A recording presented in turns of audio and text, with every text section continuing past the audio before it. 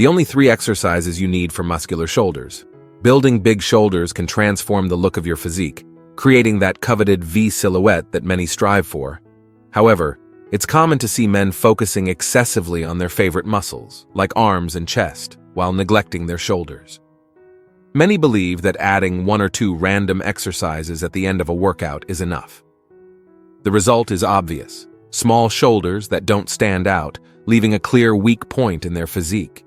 That's why in this video, we're going to show you the 3 essential exercises that will make all the difference for those who want bigger shoulders and a commanding presence wherever they go. And the best part, you don't need fancy equipment. Simple dumbbells are enough. Shoulders are a difficult muscle group to develop for many men because most of the time, they make basic mistakes in exercise execution or simply don't train the 3 heads of the deltoid effectively. It usually comes down to these 2 mistakes. The shoulder is composed of the anterior head, lateral head, and posterior head. Each of them needs specific stimuli for the deltoid to fully develop. Many people neglect the posterior part, focusing only on lateral raises or overhead presses, which limits both growth and overall shoulder strength. It's also important to highlight the importance of a good warm-up. Never start these exercises with heavy weights without first preparing the shoulder joint, which is highly complex and prone to injuries.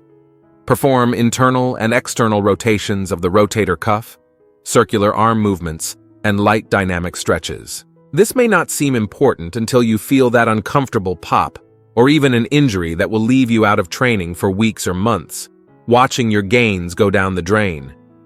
To start, let's go straight to the exercise that works the lateral part of your shoulder, responsible for creating that broad look and, consequently, the V shape. The lateral raise with dumbbells is an extremely isolated movement that targets the middle region of the deltoid. Why is this exercise the best for the lateral head? Because it provides fantastic isolation, keeping tension on the lateral portion of the shoulders throughout almost the entire range of motion. You'll feel that mechanical tension that only happens when the muscle is truly being maximally recruited. The correct execution is simple, but don't underestimate the need to pay attention to details. First, choose dumbbells with an appropriate weight so you can perform the movement in a controlled manner. Standing with your feet hip-width apart, hold a dumbbell in each hand with your arms extended at your sides. Keeping your core engaged, raise your arms laterally to shoulder height, as if drawing an arc with each one. The main tip here is to avoid letting your traps take over the movement. Many people lift their shoulders along with their arms, which ends up shifting the emphasis away from the lateral deltoid. Try to focus on the feeling of your shoulder moving, not your neck tensing up. Also, avoid cheating with excessive body swings. A slight sway may happen, but be mindful that the target is the lateral part of the shoulder. Control both the upward and downward phases of the lift, keeping the muscle under tension for longer. Remember, your elbow should rise before your wrist. Common mistakes to avoid: bending your elbow too much, turning the lateral raise into a disguised front raise, and lifting your arm above shoulder level, which can overload the joint. Also, don't go overboard with the weight.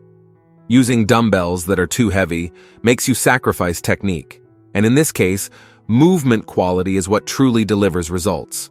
This is really an exercise where a moderate load should be used. Don't worry too much about the weight. If you're not a big fan of dumbbell lateral raises, can't perform them properly, or feel joint discomfort, a variation that some people prefer is the cable lateral raise if you have access to a machine. But I'll emphasize this: if you can stick with the good old dumbbell lateral raise, your shoulders will thank you.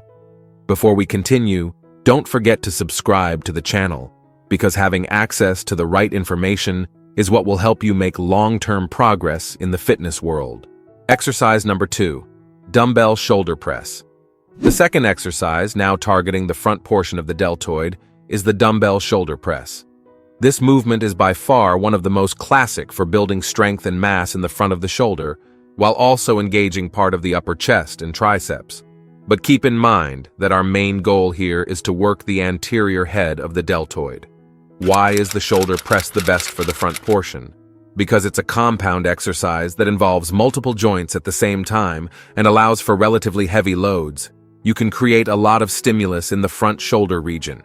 Still, since we're using dumbbells, muscle recruitment is extremely balanced, as each arm works independently, helping to correct strength imbalances between the left and right sides. To perform the exercise, sit on a bench with a straight backrest. Hold the dumbbells at shoulder height with your palms facing forward. Then, push both dumbbells upward, extending your elbows but without fully locking the joint at the top. Lower them back down in a controlled manner until they return to shoulder height. It's important not to bridge with your back. Don't throw your torso backward and turn the shoulder press into a disguised incline bench press. Also, be mindful not to flare your elbows too wide at shoulder level, as this can create unnecessary strain on the joint. Try to maintain an angle that feels comfortable for your shoulders, but still effectively targets the front portion. A good tip to protect your shoulders is to bring your elbows slightly inward. Mistakes to avoid: using body momentum to drive the weight up, overarching your lower back, which can lead to pain and injuries, and banging the dumbbells together at the top. The movement should be firm, but controlled, always making sure your anterior deltoid is doing most of the work. If you don't like the dumbbell shoulder press, you can opt for the military press with a barbell. It's still an excellent alternative, it just doesn't use dumbbells. Another substitution option, if you're not a fan of the dumbbell press, is the Arnold press, created by Arnold Schwarzenegger. It starts with the dumbbells at face height, palms facing you, and as you press up, you rotate your wrists so that your palms end up facing forward. It's a really cool variation, but it also requires good stability and coordination. If it feels comfortable, you can alternate between this and the traditional shoulder press. The principle remains the same, focusing on the anterior head of the shoulder. At this point, some people ask, but what about front raises?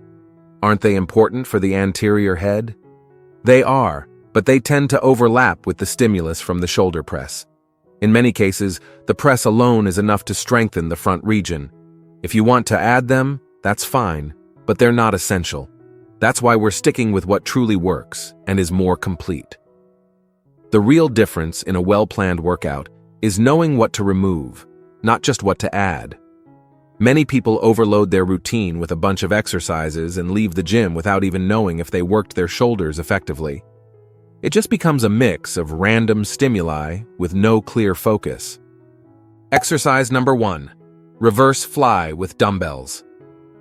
Finally, the exercise for the posterior part of the shoulder, the most neglected area by most people who lift, the reverse fly with dumbbells. Many don't give this movement the attention it deserves because they think the rear delts aren't as visible in the mirror, or because they get some indirect stimulation from back exercises. But that's exactly where the mistake lies. The posterior deltoid not only completes the 3D look of your shoulders, but also plays a key role in posture and injury prevention. If you want truly big and healthy shoulders, don't skip this exercise.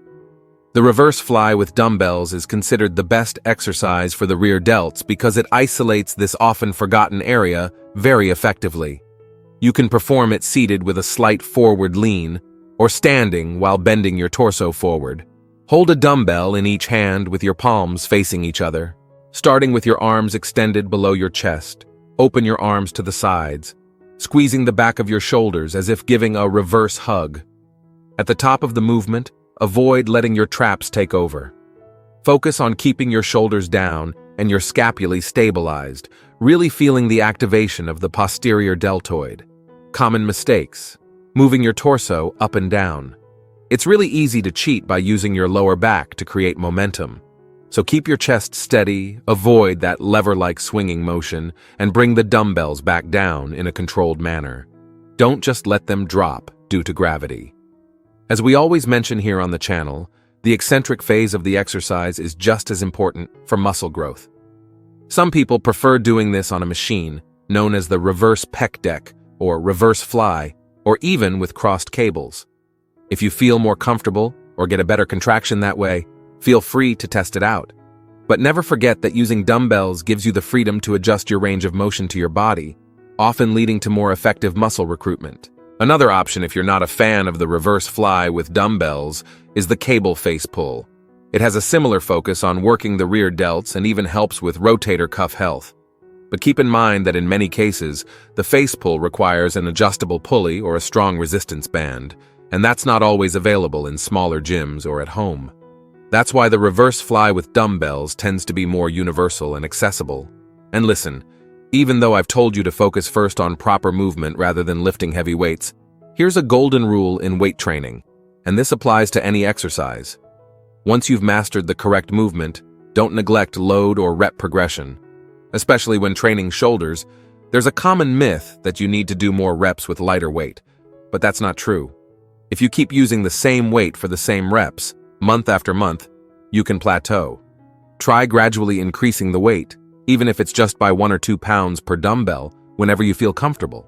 Regarding shoulder training frequency, depending on your experience level, you can train shoulders directly once or twice a week. If you go for twice a week, try varying the intensity and volume. For example, on one day, focus on heavier weights with moderate volume. On the other, reduce the load and increase the reps. This way, you stimulate the muscle in different ways and avoid stagnation. But if you're a beginner or intermediate, training shoulders intensely once a week may already be enough since they're also engaged in chest and back exercises. In other words, they get secondary work on other training days. Not everyone needs or benefits from a dedicated shoulder day, but if you want to focus specifically on developing this muscle, setting aside a training day for it can be useful. This is especially true if shoulders are a weak point in your physique, and you're at a level where specialization makes sense. Otherwise, you can incorporate these 3 exercises into your existing upper body routine, such as on chest or back day. Just be careful not to overload the shoulder joint too much. Another common question is about sets and reps. While this varies a lot depending on your periodization and specific goals, you can start with 3 to 4 sets of 8 to 12 reps for each exercise. Prioritize controlling the eccentric phase, which, in case you don't know, is usually the lowering part of the movement, as it has a major impact on hypertrophy. If you feel like your muscles can handle more, you can go up to around 15 reps, as long as you maintain flawless form. Remember, quality training comes before chasing weight records. It's far better to lift lighter with perfect technique than to go too heavy, compensate with other muscles, and risk injury. One important note: I often see people overcomplicating their workouts with excessive supersets, drop sets, and all sorts of advanced techniques without even mastering the basic movements first. The result? Unnecessary overtraining or even injuries due to poor form. There's nothing wrong with using advanced methods, but only do so once you have a solid technical foundation. Otherwise, stick to the basics and do them well. That will be your greatest ally in building strong shoulders without chronic pain down the road. Speaking of pain, if you feel any discomfort beyond the usual muscle fatigue during these exercises, it's a good idea to seek professional guidance. Sometimes, people have joint limitations or pre-existing muscle imbalances, and pushing through can make things worse. Training isn't just for fun, it requires responsibility. A personal trainer or physical therapist can help correct movement patterns. Once that's sorted out, you can safely return to your normal shoulder workout routine. Don't overlook the idea of occasionally changing the type of bench or incline for the shoulder press. For example, if you always do it seated, try doing it standing once in a while. This adds a stabilization component that can benefit your core and, on top of that, provide an interesting variation in the stimulus. The same goes for lateral raises. You can do them unilaterally to focus even more on contracting the lateral deltoid and correcting any asymmetries. Variations exist, but they don't change the fundamental movement.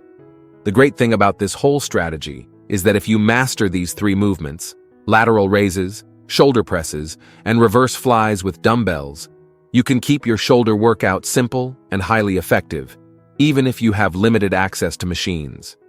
The magic lies in working all 3 heads in a balanced way. There's no point in having a well-developed lateral head if the front and rear delts are lagging, or vice versa. This not only creates an odd-looking physique, but can also lead to muscle imbalances that may cause injuries over time. The key takeaway is that to build big shoulders, you need good nutrition, proper rest, and discipline. If you train hard but neglect your diet, your results may fall short of expectations. And by diet, don't just think of calorie restriction for fat loss. Focus on a balanced nutrition plan rich in protein, quality carbohydrates, healthy fats, and micronutrients that support muscle recovery. In fact, this is something many people ignore. They train properly but sleep too little or eat poorly, which completely undermines all the hard work put in at the gym. If you enjoyed this and want to keep learning while avoiding common training mistakes, don't miss the video popping up on your screen right now, where we talk about 11 things that ruin your workout. I guarantee it will open your eyes to common errors that could be sabotaging your gains. Thanks for watching, and may God bless you, my friend.